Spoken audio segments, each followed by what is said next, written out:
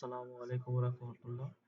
আজকে আমরা দেখব এসএডিপি টুলের মাধ্যমে কিভাবে হিকভিশন ডিভিআর পাসওয়ার্ড রিসেট করা যায়।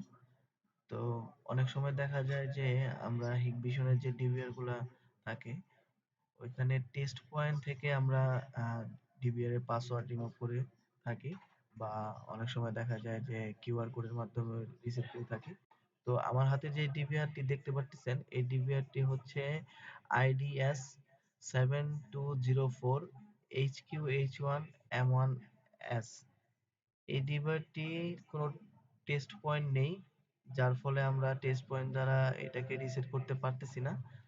তো আমরা এখন অনলাইন টুলস এসএডিপি এর মাধ্যমে আমরা এই ডিভিআরটি রিসেট করব। তো চলুন দেখে নিই কিভাবে এই ডিভিআরটি রিসেট করা যায়। তো আমরা ল্যাপটপের স্ক্রিনে চলে আসলাম। তো আমরা গুগল ক্রোমটি খুলে নিব প্রথমে। খুলে নেওয়ার পরে আমরা এখানে সার্চ দেব যে SADP।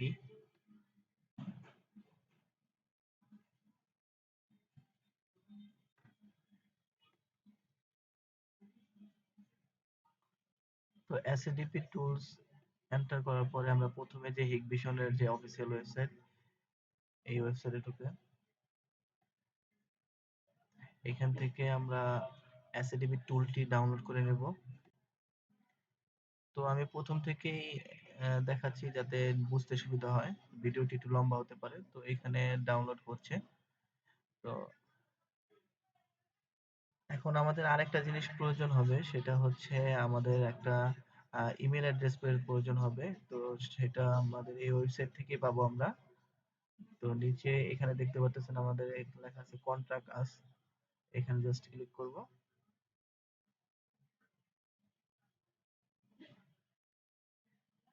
ক্লিক করার পরে এখানে আমাদের কান্ট্রি সিলেক্ট করব। যেমন আমরা বাংলাদেশ থেকে, তো যে যেই দেশ থেকে আছে সেই কান্ট্রি সিলেক্ট করার পরে আমরা একটু নিচে চলে যাব। একটু নিচে চলে যাওয়ার পরে এখানে দেখতে পারতেছেন যে টেকনিক্যাল সার্ভিস। এখানে টেকনিক্যাল সাপোর্টের জন্য একটা ইমেল অ্যাড্রেস, একটা অ্যাড্রেস দেওয়া আছে। তো এই অ্যাড্রেসটা আমাদের দরকার হবে, যার কারণে আমরা এই অ্যাড্রেসটা কপি করে নিচ্ছি। এই অ্যাড্রেসটাকে আমরা নোটপ্যাডে সেভ করে রাখি। এই অ্যাড্রেসটা আমাদের প্রয়োজন হবে।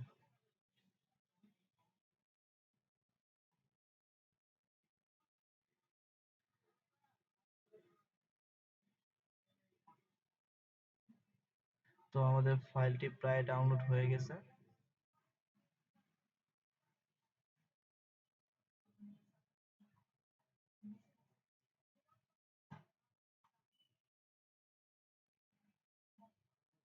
আমরা ফাইলটিকে এখান থেকে ডাবল ক্লিক করে ইনস্টল করে নিব।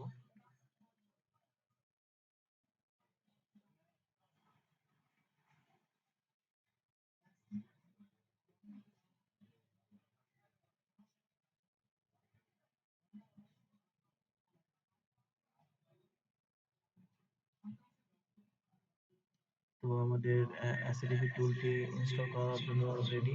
অ্যাকসেপ্ট। তো নেক্সট করার পরে আমরা এখান থেকে ক্লিক করে দেব।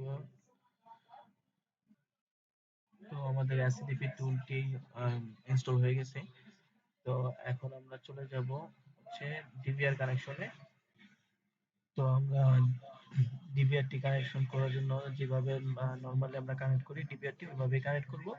এক্সট্রা কিছু না, শুধুমাত্র আমরা যে কাজটি করব এক্সট্রা, সেটা হচ্ছে আমাদের যে ল্যান কেবলটা, সেই ল্যান কেবলটা আমরা একটি রাউটারের মাধ্যমে বা পিওএস সুইচ যদি আপনাদের কাছে থাকে, পিওএস সুইচের মাধ্যমে আমরা যে পিসি দিয়ে কাজ করব, পিসি বা ল্যাপটপ দিয়ে কাজ করব, সেই ল্যাপটপ বা পিসি একই রাউটার বা একই পিওএস সুইচ থেকে কানেকশন করব, যাতে যাতে দুটোই আমাদের একই নেটওয়ার্কের আন্ডারে থাকে।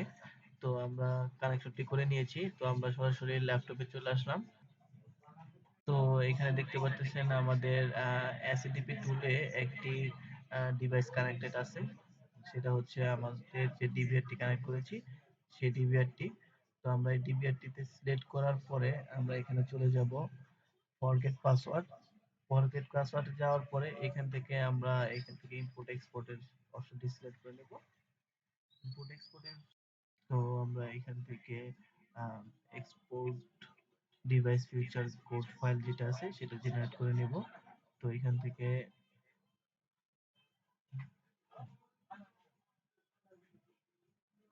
ক্লিক করার পর আমরা একটা ফোল্ডার সিলেক্ট করে নেব। তো যেমন আমরা এখানে নিউ ফোল্ডারে করে আমাদের যে ডিভিআরটি আছে সেই ডিভিআর এর মডেল নাম্বার দিয়ে এটা আমরা একটা ফোল্ডার ক্রিয়েট করে নিচ্ছি।